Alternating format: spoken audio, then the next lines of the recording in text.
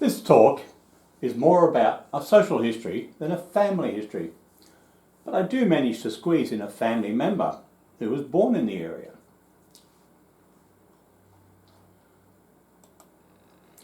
I can remember when the man next door said to me once, when I was younger, "Get a government job, it's a job for life."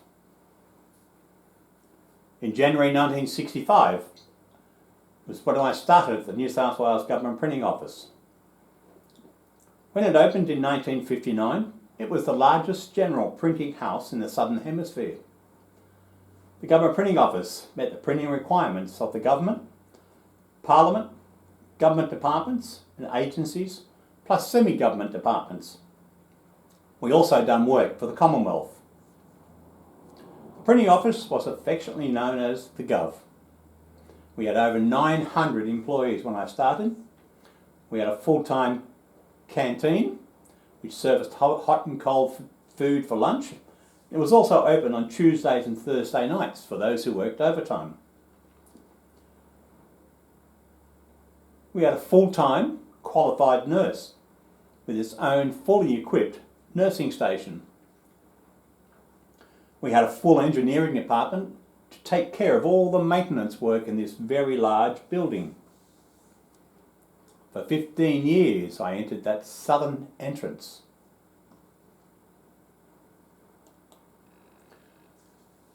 As you walked in the main entrance, you were greeted by this little printing press, and it was manufactured in 1849.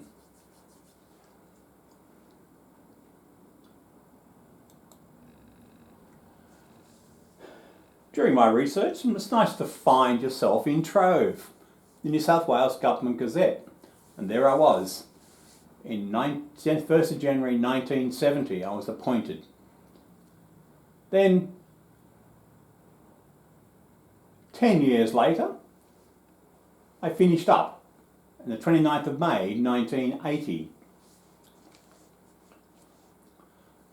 Whilst doing some family history research, I checked to see if anybody was born or in and around the Ultimo area. So I found a man by the name of William Blackwood Kennedy, who was my great-granduncle, was born at 443 Harris Street, Ultimo, on the 19th of January. It's one of those houses in the top right-hand side. The bottom left is a printing office site prior to 1959, and this is in June 2024 is what the area is like now.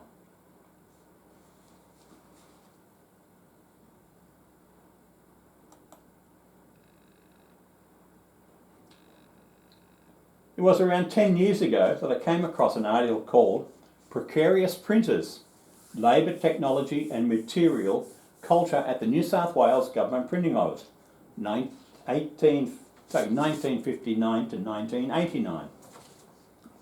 It was by a PhD student called Jessie Stein. It was all about the Gov in those 30 years. Her dissertation was well over 450 pages. It was not only a written history, but also an oral history from those who worked there. I have read most of it, and what fantastic memories it brought back to me. Anyway, I'll start the video. It goes for around 12 minutes. Then after that, I'll tell you about my job.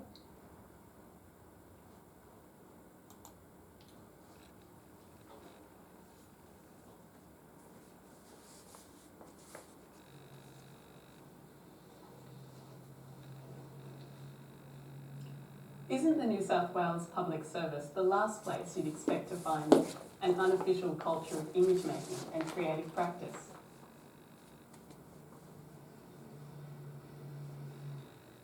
This talk today is about finding creativity in unexpected places.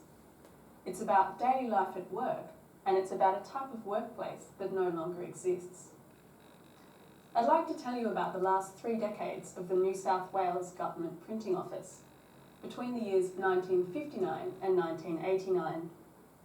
I'll give us some sense of the character of working life there, and give recognition to a few of the unofficial bursts of creativity that emerged from that institution, in the form of playful pranks, unauthorised image making, and what is known as foreign orders, that is, the staff making and printing material for their own purposes, not official government printing.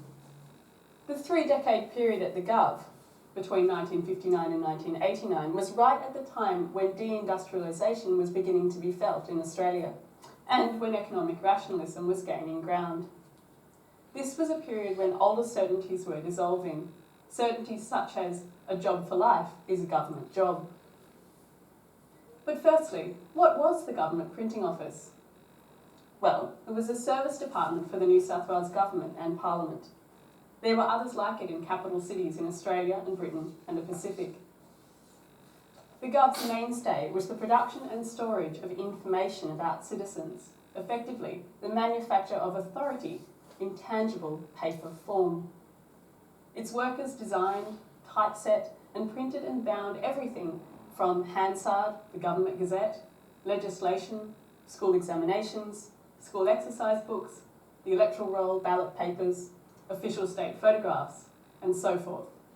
As some of you may already be aware, the GOV was closed down in mid-1989, a decision by the then state Liberal government under Premier Nick Greiner. The GOV was given only 4 weeks' notice of the closure, and over 700 people lost their jobs. Some were redeployed in the public service, but many looked elsewhere. Between 1959 and 1989, the GOV operated out of a centralised building in the inner city suburb of Ultimo in Sydney. There were regional printing office branches around New South Wales, but most of the GOV's work operated from this centralised, purpose-built, modernist bunker of a building in Harris Street, Ultimo. You see, nothing is quite as it seems at the GOV. It was a bit of a cultural mishmash. It was a factory and a public service office. It was also a union stronghold for the Printing and Kindred Industries Union, the PKIU. And for some time, the Masonic influence at the GOV was considerable. This was under the leadership of the then government printer from 1958 to 1973, Victor Charles Nathaniel Blight, or, as some employees called him under their breath, vicious, callous, nasty bastard. Upon Blight's retirement, the government printer appointed to replace him was the Western Australian commercial printer Don West, who was partly favoured by the New South Wales Public Service Board because he was not a Mason. Don West even admits this himself. The GOV could be a very gritty place. Lunchtime drinking, smoking inside, we forget that that was always happening.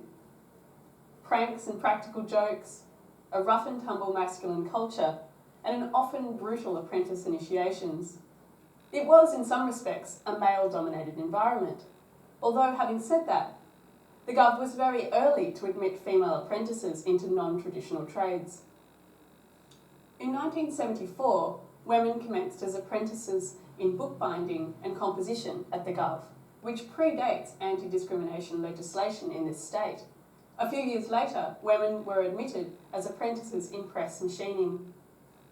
Having said that, once women did join the fray, their experience was not necessarily a breezy one. So the GOV could be a rough sort of a place, but it was also a workplace that employed artists, designers, photographers, and printers who saw themselves as skilled craftspeople and understood their skills to involve a certain visual acuity. The GOV was an upholder of craft tradition in the printing industry, and yet it also embraced computerisation in the 1980s. As hot metal typesetting was phased out, some employees embraced the change, while others resisted it.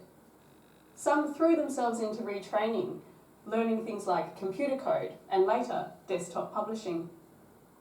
And by and large, these workers were not considered creative, but I think that they were.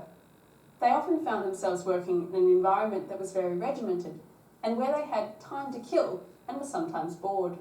Here are 2 photographs of a press machinist named Alan Whitney, who, as we can see, is wearing a waste paper basket. This is from a series of photographs taken in the mid-1960s, taken by Alan's friend, a press machinist named Ray Utick, who is also an amateur filmmaker and photographer. Ray was a meticulous taker of photographs at the GOV, and he has hundreds of photographs in his collection in Marsfield. Ray is very understated about his photographic practice, but what it gives us is an unauthorised record of the period, as opposed to the official record in the New South Wales State Library collection. Ray took many photographs of old letterpress machines that were, in his terms, heading for the scrap heap. Ray was also able to access the new Government Printing Office building before it was completed, and he took these photographs at an inspection, again in 1958 or 59. And in 1966, Ray also made a short 8.5mm film, which he called Letterpress Machines of the New South Wales Government Printing Office. Ray filmed this one day at work after his own press was up and running. It's interesting what he chooses to include and what he chooses to leave out. The film focuses almost exclusively on the machinery itself, with a dogged and thorough attention to each letterpress machine. The unstated and implicit value here is a pride in being involved with such machinery at the GOV. The film is about the aesthetics of printing, but not the aesthetics of printing on paper. It's about the movement and rhythm and form of presses in action. It's about the sensual absorption and pleasures to be found in the smooth and efficient running of large technical machinery. There is some escape to be found in these pleasures at work. Since 2011, I've been conducting oral history interviews with former employees of the GOV, as well as spending a lot of time looking through the Government Printing Office photographic collection at the New South Wales State Library. From listening to these oral histories, and from examining photographs, I've begun to create a section drawing of the GOV's building. This is a way of pulling together stories into a spatial system, into an illustrative rendering of oral histories. Let me show you a few details. On the roof, many young apprentices found a ledge, and you could sneak up there and sunbake on masonite boards. In the 1960s, a couple of young women were caught up there swimming in the water tower. If you climbed up further, you could get a good angle to throw down water balloons at the security guards who were patrolling the newly built monorail. This was in the late 1980s. Or you could throw little bits of wet cotton wool onto the managerial staff as they gathered together in the barbecue area. You could also roller skate on the flat part of the roof, and if your timing was right, you could watch the female apprentices playing netball up there. In the 1960s and 70s, the Darling Harbour Railway goods yard was still in operation, and a great deal of time was spent watching the trains. The air was pretty dirty with soot and smoke, and if you stood up on the roof with an ice cream, it would be speckled with black in no time at all. Unfortunately, the air intakes for the GOV were also on the goods yard side of the building, sucking the soot straight into the building. On the third floor, at the northern end, was a women's change room, which was basically converted into a greenhouse, light-filled and full of plants, vines and creepers. Down on the second floor was the Susie Quattro fan club, and on the first floor, the graphic reproduction section was a hive of unofficial creative activity. For example, when the overseer, Burge Momgen, was mad at his staff for being late back from lunch again and again, he demanded, "Tomorrow, I want to see all your smiling faces looking back at me on time." And so the staff, being good with photographic reproduction, printed life-size images of themselves, smiling, which they mounted on cardboard and set up, ready for the overseer's return after lunch. Now, all workplaces have their pranks and practical jokes, but what is surprising is how often they are based in the production of material culture, the creative production of tangible things. The final piece of ephemera I'd like to share with you is the illustrated satirical booklet, A Paradise Lost. It was an unauthorised publication printed at the GOV by its staff in mid-1989, shortly after the announcement of the closure. In a gentle, joking way, this document tells the story of the decline of the Government Printing Office from the perspective of the workers. There was a widespread attitude amongst the employees that the GOV had grown top-heavy over time, and that new managers were promoted too often, and that the place was losing touch with the practical sides of printing. And it is true that in the 1970s and 80s, the New South Wales Public Service was pushed towards a more corporate style of management. It is also true that as particular technologies were phased out, such as monotype and linotype and letterpress, that older workers, who were sometimes unwilling or unable to be retrained, were redeployed into supervisory and management positions. That said, the claim that the GOV was closed down because it became top-heavy over time simplifies the matter somewhat, as there are a number of reasons why it closed down, reasons that are political, economic, and technological. And it's worth noting again that the building itself, seen in section, is the channel through which the GOV is told in this Paradise Lost story. To conclude, what I have shown you today are but a few fragments of ephemera and photographs from a type of workplace that no longer exists. And this is a way of telling an institutional history in a way that I hope is more accessible and more lively, rather than an institutional history from the top. And it gives us some insight into the irreverent culture and unofficial creativity that was quietly produced within this seemingly dull public service office. Lastly, people often ask me what is happening at the Government Printing Office building in Ultimo today. Well, it's still standing. The building has been extensively refurbished, and in a curious form of continuity with the past, it now houses a data storage centre run by the company Global Switch. Global Switch has a number of government clients who store their information, their data, on site in servers in the Ultimo building. In that sense, the Government Printing Office building continues to be a strange sort of repository for information about citizens, about you. Except now that information is no longer hot metal or paper, but it is digitised ephemeral data and no longer in public hands.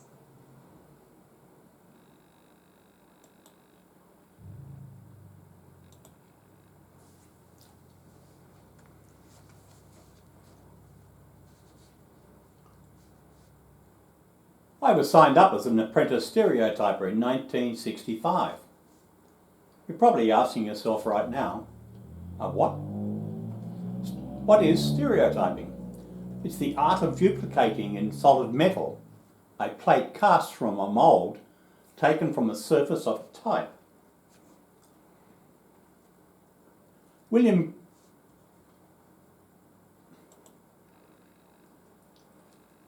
Gedd was a Scottish goldsmith who invented stereotyping in about 1725. Although invented by him, it was reintroduced in 1784 by an Alexander Tilloch, who improved upon the method. The word stereotype was first coined by the French in around 1798. When I started, we had around 8 tradesmen, or as they say, journeymen, and 3 apprentices. Besides Monday to Friday work, we had overtime on Tuesdays and Thursday nights. Half day or full day Saturdays was also available. So you could say we were busy. During my apprenticeship, I learned all about moulding pressures, casting, finishing, plate layout for books and pamphlets, rubber plate making and mounting, nickel plating, cutting, finishing of zinc photo engraved plates, paper sizes and weights, type metal analysis. We also had a variety of machines, from high pressure moulding presses, several routers, metal plate shaving machines, wood and metal saws, 2 types of wood levelling machines, 3 drilling machines, and a machine called a bowler. We had a number of different trimming machines, and we also had several nickel baths to coat plates with nickel. During my time, I spent around 9 months in the planning and production areas, and I also attended tech college. I think it was once a fortnight.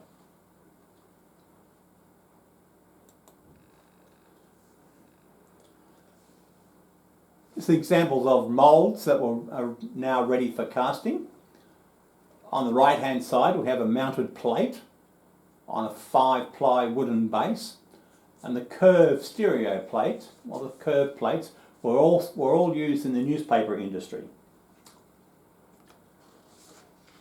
Stereo plates were widely used in general letterpress printing and newspaper printing in the 18 and 1900s.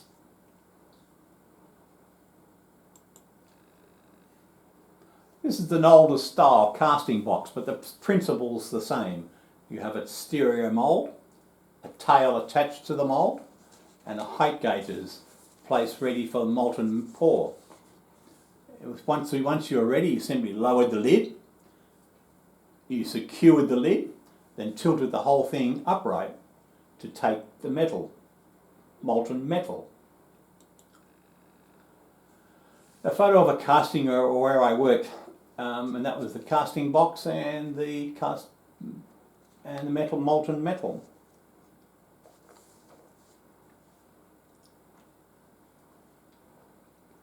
The next slide is one of me, and this was taken, I don't know, probably a long time ago. Casting was generally applied to stereo metal cast. Well, note all the safety equipment. Well, we didn't have very much. We didn't even wear eye goggles.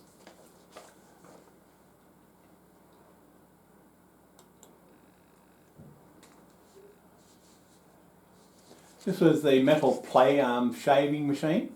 All plates went through this. It was to shave the back of the plate to a smooth finish.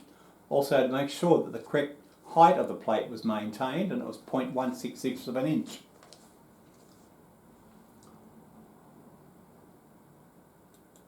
We also had several trimming machines. These once plates were mounted, trimmed and squared, they were ready to be sent to the composing room. They were singularly mounted mainly to do with corrections that had to be done, like address changes in certain things, or the perforating had to be put in, or numbering boxes had to be also inserted.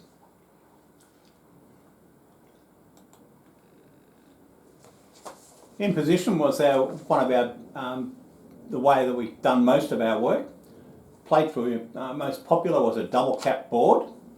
It was 5-ply, and you could fit, say for instance, 4 letterheads there of the same name or same address, and they could print 20,000 copies quite easily. You could also do 4 different plates, page 1, page 2, page 3, page 4, etc. And there were many combinations that we used.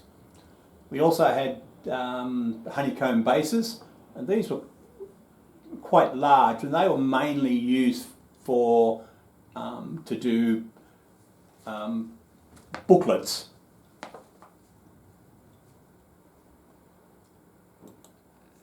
We all had our own individual workplaces, benches, and all the tools were supplied by the government, of course.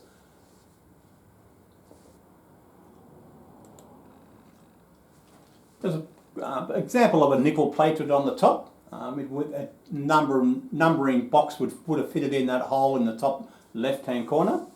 The holes could also be used for just simply wording that the compositor would insert. The copper electrotype plate on the bottom, or making of copper electrode plates, had been discontinued by the time I started at the GOV.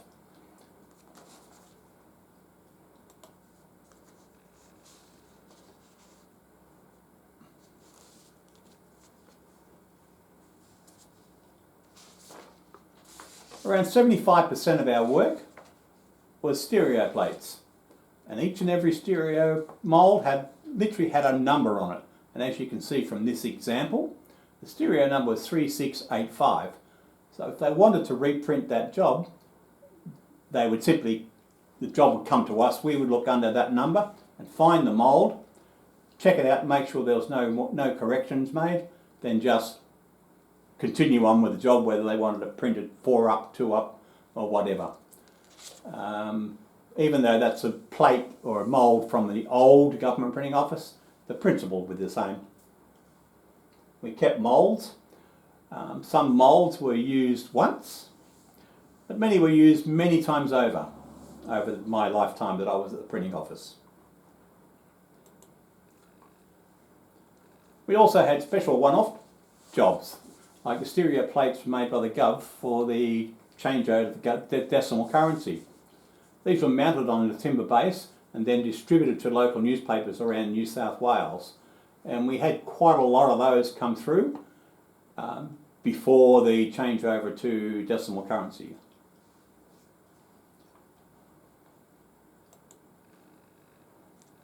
This was a metal chase, a metal frame in which types of pages were arranged and locked up for printing. But all the zinc plates and halftones were mounted and finished in the stereo room. All these plates came from the in-house photo engraving department. These plates were prepared and mounted for many types of jobs where photos or line drawings were required, and also in 4-colour production. A busy time for us was during school, for school and university exams. You can imagine that many hundreds of these drawings and photos were used in exam papers. All of the zinc plates were cut and finished in a separate area to our lead plates.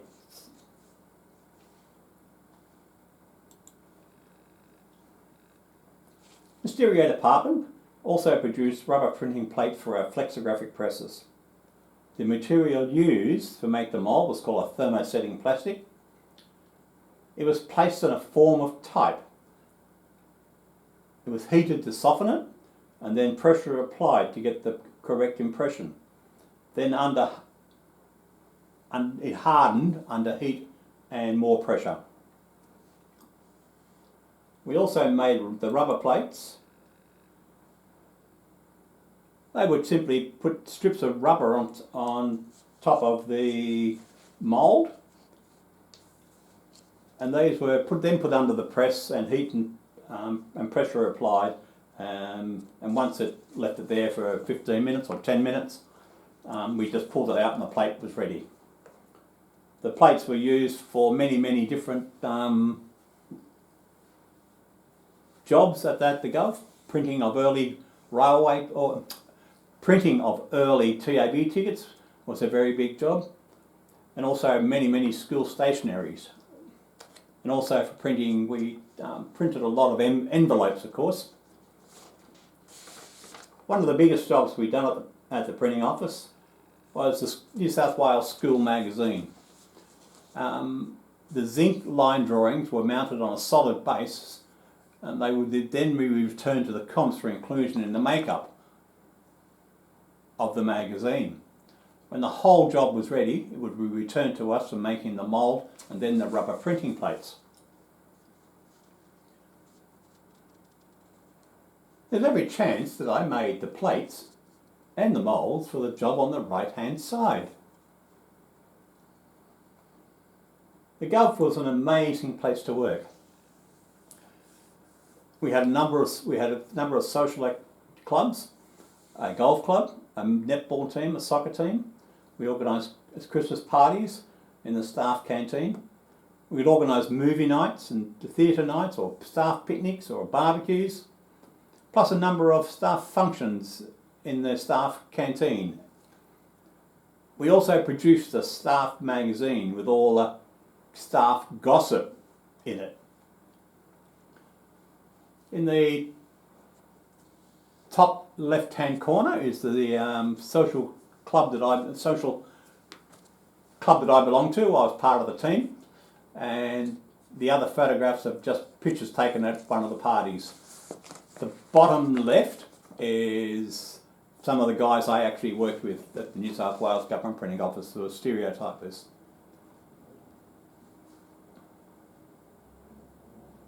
But it was not all work and no play.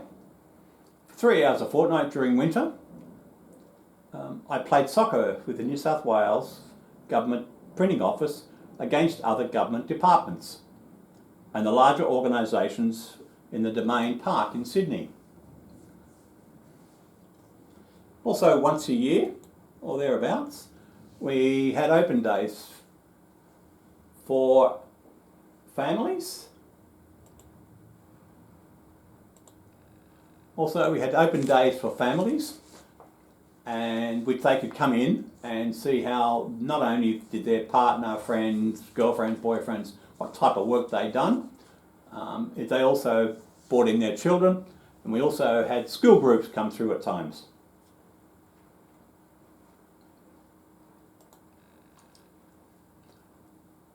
During the talk by Jessie, she mentioned foreign orders. I was guilty of that. Once every 2 months, I got a magazine cover printed for a group I belonged to, around 100 copies each. I'd done it for about 2 or 3 years, and it was printed. It was printed on waste paper, so it didn't really matter what colour copy and what colour covers we had, as long as it was just waste paper. A couple of anecdotes from the oral history told by Jess. One printer who was printing the electoral rolls spotted Ian F. Adams's name in the section he was printing. Ian worked at the GOV and was truly a lovely bloke. Always good for a laugh.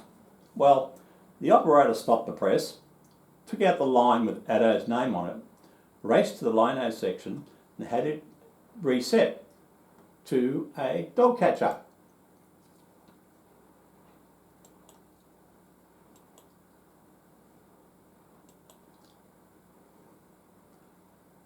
It's also told that members of the public were victims of this illegal practice. A popular radio DJ at the time had his occupation changed from DJ to Confederate soldier.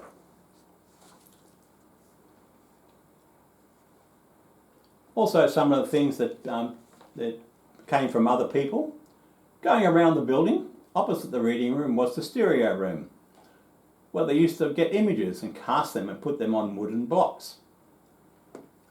That was a pretty highly technical department to be in, but unfortunately it was one of the first to disappear. Another from an apprentice. When I was a young apprentice in the jobbing room, we were doing Christmas cards for members of Parliament. The cards were very classy and compared to what we would normally have done. So we got some of them for ourselves with our parents' names on them. Other bits and pieces that I remember. We also had several different moulds for making fishing sinkers. Apparently, there were some guys that were making and selling sinkers. It was so big, I'm told, that the police were called in, but that was after I had left.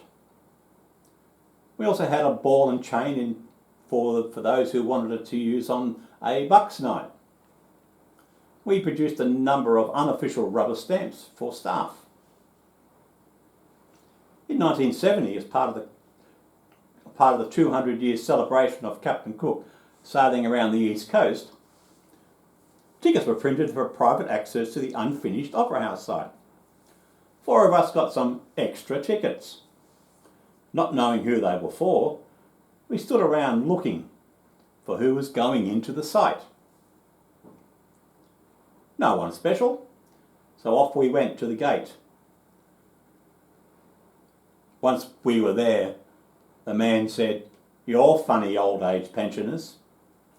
And as quick as a flash, one of the guys said, his grandparents gave them to us as they couldn't make it. He let us in saying, just don't sit on the seats. We had a great view of the night's events.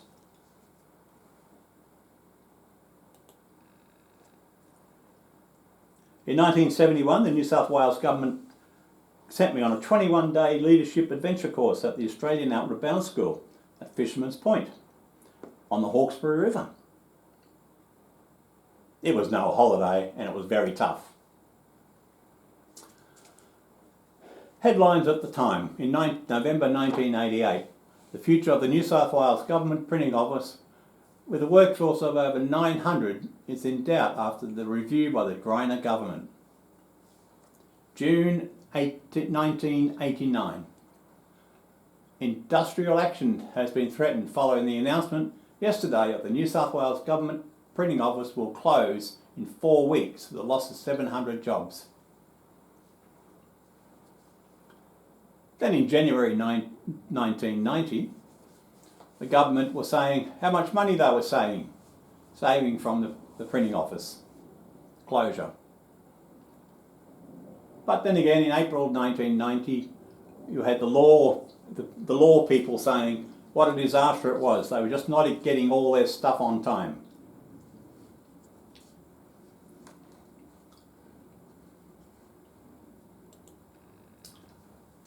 The printing press came out with the first fleet in 1788.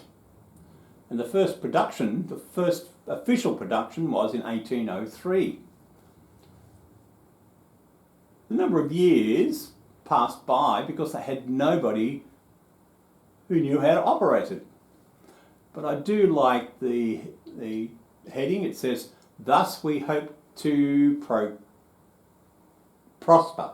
Thus we hope to prosper."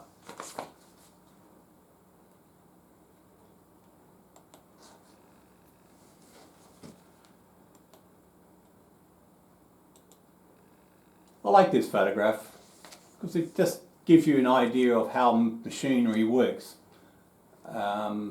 You can see that one cog is just connected to other cogs. It makes it all work.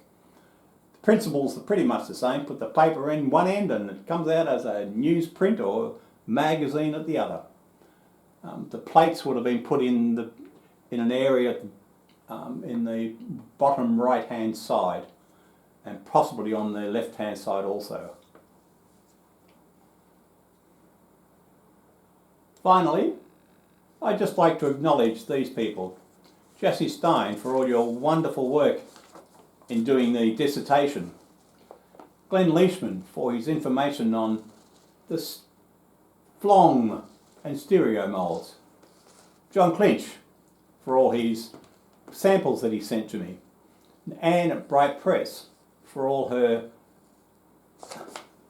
for keeping the letterpress industry going, and all the former staff at the GOV. Thanks for the memories.